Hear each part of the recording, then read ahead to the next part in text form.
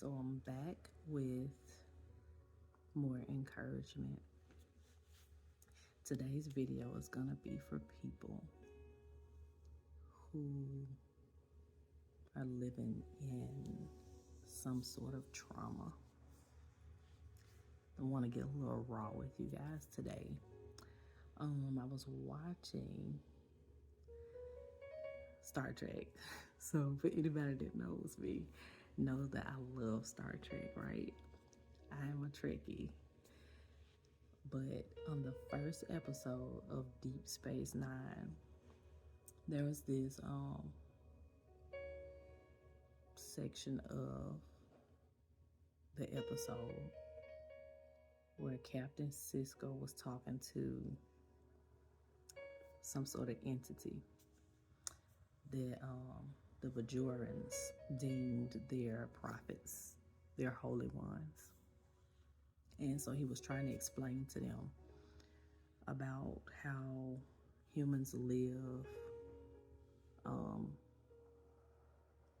unilaterally. We have a timeline. There's past, present, and then there's future. And that's how we live. We pull from our events that happen to us and we learn from them and grow. And we use those experiences to deal with things in the future. And every single experience teaches us another lesson that we take with us. It's kind of like a backpack, like you're carrying a backpack and you're putting in goodies. Every time you go somewhere else, you find something nice, put that in, you keep going till you get to your desired destination. Well, there's one part. They asked him, why do you exist here then? They showed him a clip of when his wife died. And it was so emotionally charged. Like, I cried. I'm not going to tell a story. Like, I really did. But it's because I realized that I exist in one moment. And I wonder if many of us are doing that, are just existing in these trauma-filled moments and using that as the sounding board for everything. So my moment was when my last baby was in the NICU. I think about it often. There'll be a sound that will take me back to that moment of anxiety, or there'll be some kind of overwhelming worry that I have, and it will take me back to that moment. But there's even like some peaceful moments that I had there, like on the nights when I actually walked over to the Ronald McDonald House to my room. I would stop and get soup, and then I would go watch the television show House.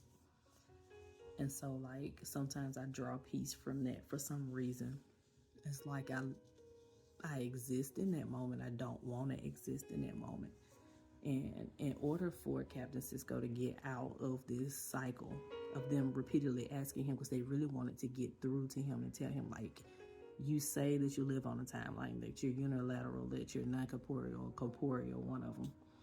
But you are living in this moment. Why are you living in this moment? This is not where you want to live. Like, this is not life. So Captain Sisko realized that, and he started living. He started accepting where he was and not judging every moment by the past moment that drove him. So I don't know if that makes sense to anybody, but I think that majority of us are living over and over in our head a trauma moment that is kind of obscuring everything else that we could be learning along the way. Like, our backpacks are so full of what we picked up during that trauma. Try not to cry here. That there's no room for peace. There's no room for joy. There's no room for hope. And many of us have pushed God out of our hearts, out of our backpacks, because we're choosing to stay in trauma. We're choosing to live in trauma. Well, there's an answer for that, because God is the healer of all things, mentally, physically, spiritually. And I do have a scripture that I want to share with you. It is Isaiah 38 verses 16 and 17. O Lord, by these things men live, and in all these things is the life of my spirit. So you restore me and make me live. Indeed, it was for my own peace that I had great bitterness, but you have lovingly delivered my soul from the pit of corruption, for you have cast all my sins behind your back. And I love that, because it's talking about how he can heal us, how he can help us to actually live and thrive, not just walk around and operating like some vessel full of tears and mourning and heartache, but like seeing the joy and the lesson in everything. So I hope you guys heard my heart. I hope everything made sense to you. And I pray that God reveals what trauma